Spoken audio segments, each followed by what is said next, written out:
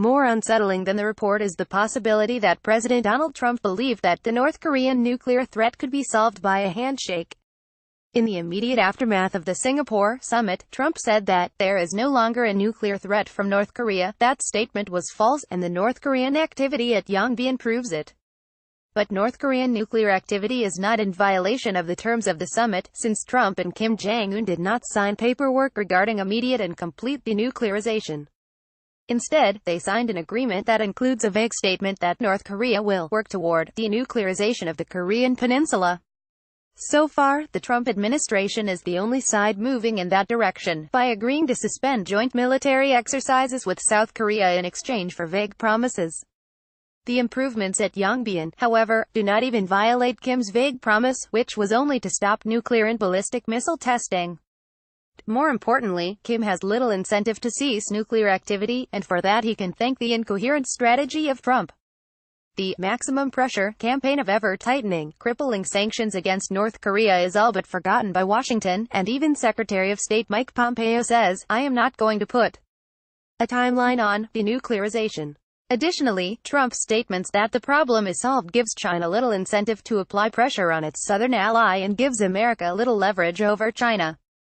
Historically, China has been reluctant to apply too much pressure on Pyongyang for fear of a North Korean collapse that would both inundate China with refugees and potentially bring U.S. troops to the Chinese border.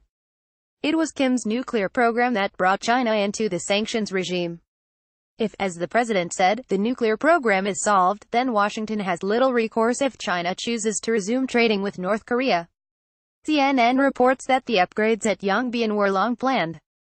These upgrades and further actions to strengthen Pyongyang's nuclear deterrent will continue overtly in absence of an explicit agreement to stop them. And if such an agreement is reached, upgrades to the nuclear program and further research and development will likely continue in underground facilities. North Korea is not likely to give up its nuclear weapons for any reason or for any price.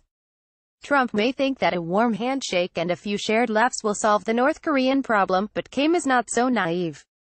One of the world's most brutal and repressive dictators, according to Human Rights Watch, is not going to be won over by Trump's public remarks that he got along great with Kim Jong-un, who wants to see wonderful things for his country, or that the two leaders share a special bond. Kim is going to take advantage of Trump's pathological desire for praise and promise him the world while continuing to develop his weapons programs. The new developments at Yongbyon are not, on their face, cause for concern. But there are reasons to worry about the 38 North report. If Trump thinks that Kim agreed not to continue with his program, then this report, if discussed on his preferred news network, might cause Trump to return to his previous belligerent rhetoric vis-a-vis North Korea.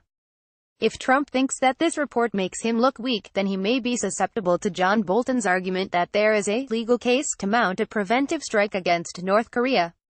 Trump may think that the summit in Singapore prevented a war, but that is only true in the sense that it stopped him from starting one. That said, the summit does not need to be futile. It could also be the start of a genuine and serious set of arms control and limitation negotiations. These negotiations would require patience and skill without an obvious or immediate photo op or half-clever tweet. But since Trump is neither known for his patience nor his restraint onto social media, we can expect North Korean nuclear research and facilities upgrades to continue apace.